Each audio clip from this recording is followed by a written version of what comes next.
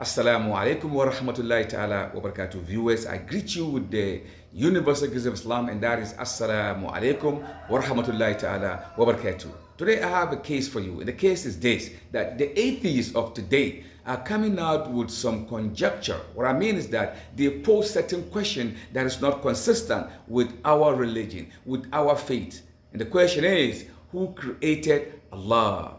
In other words, if everything else is created, then who created the creator himself? And that is the question that they've been asking. And unfortunately, we find a lot of people from Christian and Muslims, they ask a lot of questions as to the fact that who created Allah, for Allah to exist.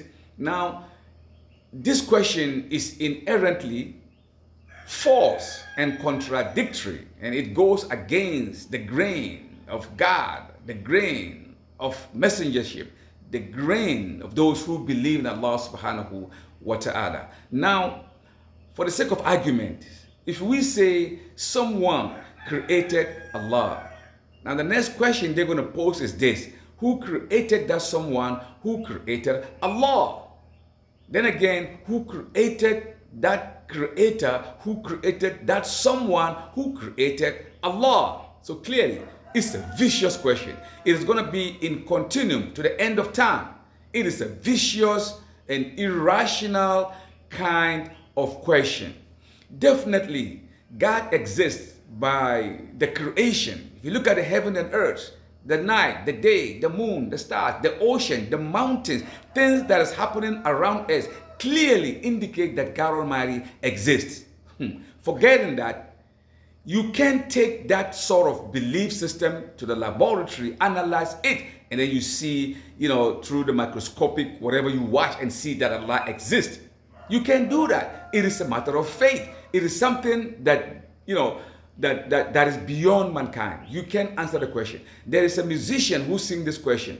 There are more questions than answers. So we believe, inshallah, in the Yawm al-Qiyamah, after everything is said and done, Allah in His wisdom is going to reveal how He existed to us.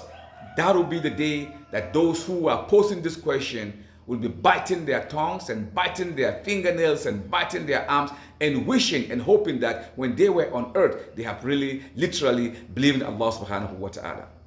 The Messenger Muhammad, peace and blessings of Allah be upon him, he said, anytime you encounter such a question, you simply say, Amantu billah. We believe in Allah subhanahu wa ta'ala. Believe in Allah subhanahu wa ta'ala. Let me give you a scenario. What if you don't believe in Allah at all, and you die, and you go to the grave, and eventually it is true that God does not exist. Angels don't exist. No heaven and no earth. See, you are safe. Let's turn the other side of the coin. If you believe that God Almighty exists, and you do all the things that you do to supplant that idea of Him being existence. You do your worship, you do the things that is right, and eventually when you die, lo and behold, the angels are there. He existed. There is heaven, there is hell. You are successful. So why take a chance? Why do you take 50%? Just believe. Believe in Allah. So if you die and you go, Allah exists, you are safe. If He doesn't exist, you are safe.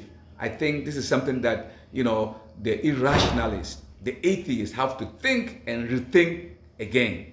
Wassalamu alaikum wa rahmatullahi ta'ala wa barakatuh.